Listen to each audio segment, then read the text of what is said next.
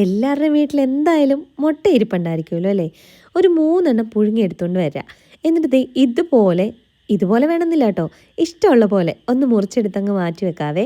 ഇനി ഒരു പാൻ വെച്ചിട്ടേ കുറച്ച് നെയ്യ് ഒഴിച്ച് അതിലേക്ക് നമുക്ക് വേണ്ടത്ര കാഷ്യൂനട്ടും ഉണക്കമുന്തിരിയും നമുക്കൊന്ന് ഫ്രൈ ചെയ്ത് കോരിയെടുത്ത് മാറ്റി വെക്കാവേ.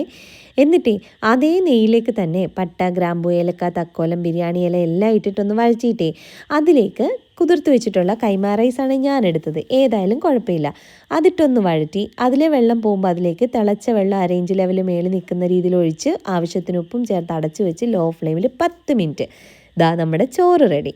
ഈ ചോറിനെ നമുക്ക് ഇതിൽ നിന്ന് അങ്ങ് മാറ്റി വെച്ചിട്ടേ അതേ പാനിൽ വീണ്ടും കുറച്ച് നെയ്യും കുറച്ച് ഓയിലും കൂടെ ഒഴിച്ചു കൊടുക്കാം. എന്നിട്ട് ഇഞ്ചിയും വെളുത്തുള്ളിയും പച്ചമുളകും കൂടെ ചതച്ചെടുത്തതിട്ടിട്ട് നന്നായിട്ട് വഴറ്റി അതിലെ പച്ചമുളക് പോകുമ്പം അതിലേക്ക് 2 സവാള നീളത്തിൽ അരിഞ്ഞതും കുറച്ച് പെരിഞ്ജീരകം ചതച്ചതും കൂടെ ചേർത്ത് കൊടുത്തിട്ടേ നന്നായിട്ട് വഴറ്റി ഇത് ബ്രൗൺ കളറാകുമ്പോൾ അതിലേക്ക് 1/4 ടീസ്പൂൺ മഞ്ഞൾപ്പൊടിയും 1/2 ടീസ്പൂൺ കാശ്മീരി മുളക് പൊടി, 1/2 teaspoon chicken masala, 1/2 teaspoon garam masala, 1/2 teaspoon കുരുമുളകിൻ്റെ പൊടിയും ചേർത്ത് വഴറ്റി പച്ചമണം പോകുമ്പം അതിലേക്ക് കുറച്ച് ചൂടുവെള്ളം കൂടെ ഒഴിച്ച് ഒന്ന് മിക്സ് ചെയ്തെടുക്കണേ. എന്നിട്ട് അതിലേക്ക് നമ്മൾ നേരത്തെ മുറിച്ച് വെച്ച മുട്ടയില്ലേ അതുകൂടെ ചേർത്ത് എല്ലാം നന്നായിട്ട് മിക്സ് ചെയ്തെടുക്കാം. ഇനി നമ്മൾ വേവിച്ച് വെച്ചിട്ടുള്ള റൈസ് ഉണ്ടല്ലോ അതും കൂടി ഇതിലേക്ക് ചേർക്കണേ. എന്നിട്ട് എല്ലാം കൂടെ നല്ല പോലെ മിക്സ് ആവണം.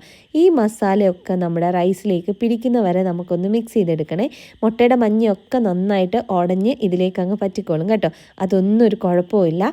ഇതെല്ലാം നന്നായിട്ട് മിക്സ് ചെയ്തിട്ട് നമ്മൾ നേരത്തെ ഫ്രൈ ചെയ്ത് വെച്ച കാഷ്യൂനട്ടും ഉണക്കമുന്തിരിയും പിന്നെ മല്ലിയിലൊക്കെ ഉണ്ട് അതും കൂടെ ഇട്ടു. എൻ്റെ കയ്യിലില്ലായിരുന്നു കേട്ടോ.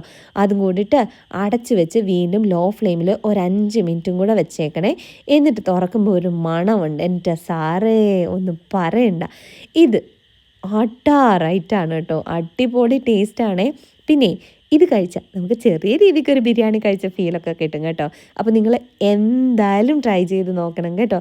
പിന്നെ വീഡിയോ ഇഷ്ടപ്പെട്ടാൽ ലൈക്ക് ചെയ്യാനും സബ്സ്ക്രൈബ് ചെയ്യാനും മറന്നു പോകരുതേ. അപ്പോൾ കാണാം. ടാറ്റാ.